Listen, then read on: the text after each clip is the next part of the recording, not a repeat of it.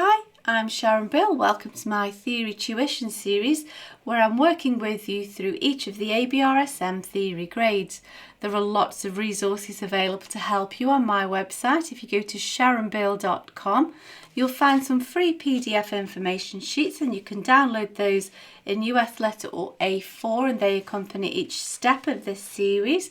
You'll find a page there with links to all of my YouTube video tutorials, and you can also find information about the books that I have available.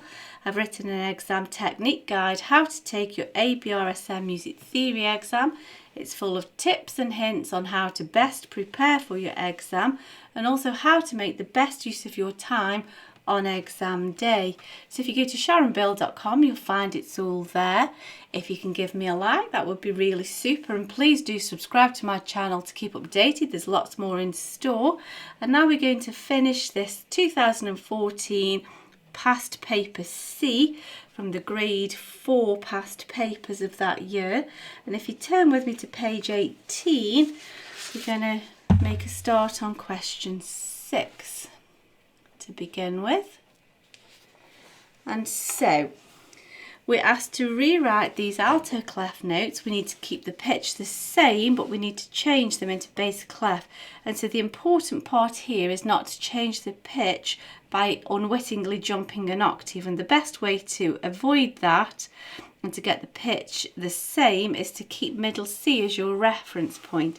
In the alto clef, middle C is here, and the bass clef, middle C is at the top. And here we are 1, 2, 3, 4, 5, 6, 7 below middle C. And so 1, 2, 3, 4, 5, 6, 7 below middle C takes us to D.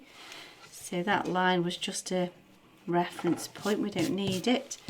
And then we can just add the sharp. So it's quite simple once you keep middle C as your reference point. So if you haven't done so already, I suggest that you just hit pause, have a go at finishing these yourself, and then we can check through them afterwards. Even for the second part, we're just doing the same principle but moving into treble clef. So have a go. It doesn't matter if you go wrong. It's always better to learn by your mistakes. And so now we'll check through these together. So if this is middle C, next door above that is D.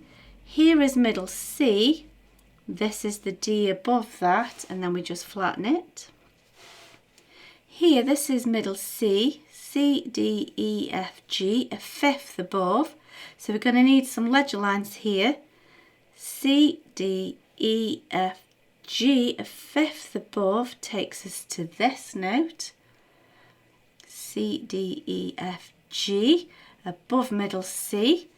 And now we're going to use the same principle, but now we're going from treble clef to alto clef.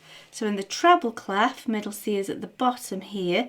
It's as if it joins treble and bass in the centre. That's the way I imagine it. And so this is one step below middle C. That's a B sharp. There's C. So one step below that is a B sharp. There we go. And here is middle C, D, E. So here is middle C, D, E. And here we can see why perhaps we do need to change clef at times, because if we don't change clef, we end up needing lots and lots of ledger lines. And that's why we have these different clefs to use. So there we go, that's that one done. Let's move on to the last question, which forms 2 parts. I always really enjoy this chords question. I think it's sort of easy peasy marks really. We're told the key is E major and we just need to name the chords that are numbered here as either chord 1, 4 or 5. You can say tonic, subdominant or dominant, but it's quite acceptable to just use the numerals.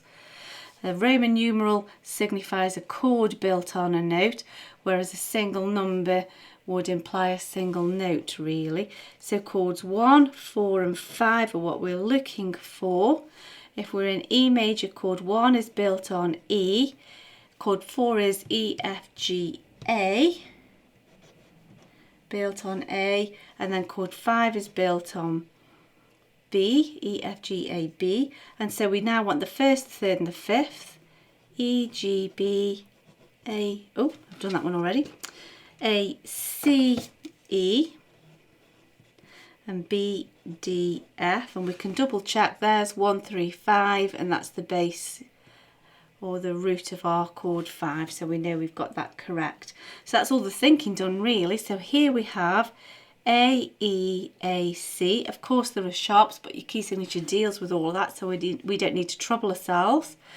And so that's an A, E, A, C. That's a chord 4, the subdominant. Now here I have B, B, D, F. That's a chord 5 or the dominant. And then here we have E, B, E, G. That's a chord 1, or you could say tonic. And there we go. That's all the marks done. And so now we just need to name, we need to write the named triads as shown by the key signatures. Now each key signature could be a major or a minor key, but they've told us specifically which one they want. So this could be A flat major or F minor. They want us to be in the major key, so this would be A flat major. So chord 1 will be built on an A flat. And then really we just know that we need the first, the third and the fifth. There's no need really to think too much about that. It's just space, space, space once you've got your root note.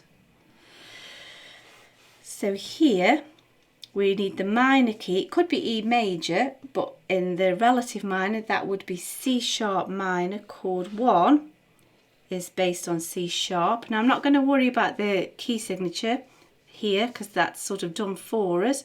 So now if we count to 5, C, D, E, F, G, chord 5 is built on a G sharp, of course.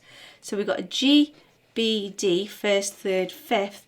However, if you remember, in a minor key we must always raise the 7th, and the 7th always forms the middle note of the dominant or chord 5. So we need to remember to raise that B by adding a sharp in the minor key. We need to remember that. Raised 7th. So here is our G in treble clef, first, third, fifth. Of course that's G sharp and D sharp, but we need to raise the B sharp as the raised 7th of the minor key. So here we are, we're in another clef again. We need the minor key. Minor key for 3 flats is C minor. If it was a major key, it would be E flat major. So chord 1 is built on the C, the tonic. The subdominant is the 4th, C, D, E, F. So chord 4 is built on an F. So we're looking for an F, A, C.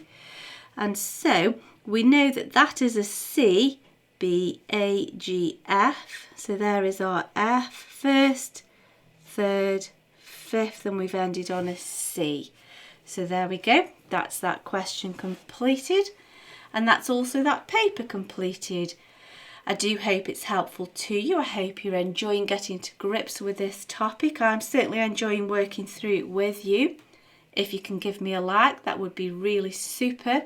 Please do subscribe to my channel to keep updated. There's lots more in the pipeline. Also, please do visit sharonbill.com and have a browse around all the resource and information that's available to help you there. Thanks for watching, and I'll see you next time. Bye.